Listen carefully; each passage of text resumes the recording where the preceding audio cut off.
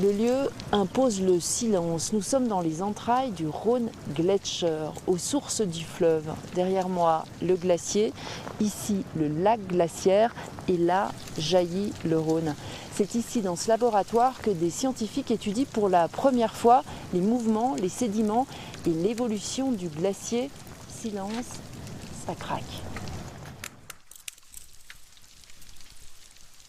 Il y a des roches qui roulent, il y a de la glace qui craque, il y a des bulles d'air, on dirait des petits oiseaux, mais ce pas des oiseaux, c'est vraiment les bulles d'air qui passent à travers la glace. Son lasso est un capteur fragile, un hydrophone qui nous raconte la vie des profondeurs de ce lac glaciaire. Julie Rousse n'est pas audionaturaliste, mais artiste sonore et compositrice.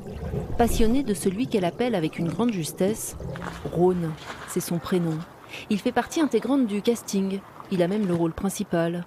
C'est lui que l'on observe et ausculte aujourd'hui, et il n'a pas fini de la questionner. Il y a grandeur et décadence. Ça, c'est quelque chose qui m'est venu il y a quelques jours. Il y a aussi ce sentiment d'être seul sur Terre et en même temps d'être en équipe.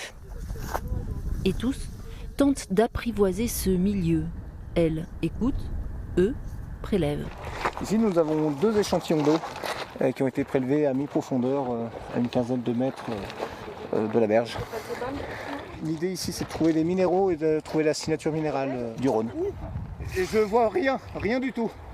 Tu vois, j'étais à 5,4 m. Je suis pas allé au-delà. Ah ouais, je voulais tenter les 10 mètres, mais j'ai pas trouvé la profondeur, j'ai tourné en rond.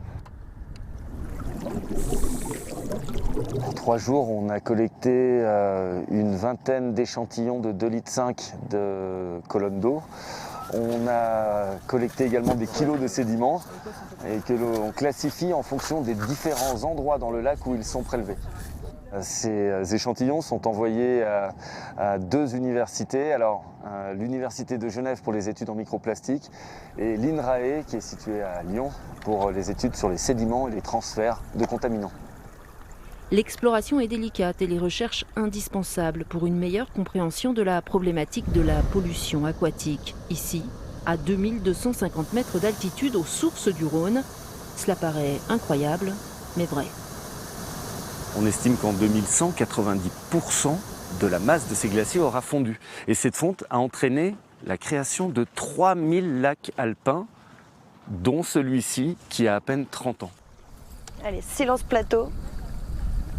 Julie capte la conversation entre les plongeurs et cet environnement, un monde, écoutez plutôt, qui n'a rien de silencieux.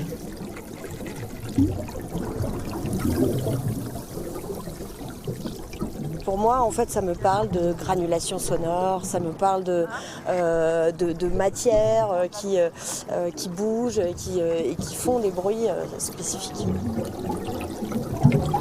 Un langage pour sensibiliser à sa manière une nature qui souffre. Et si le son vous échappe, il y a encore l'image rude de ces bâches déposées sur le glacier pour soi-disant le préserver.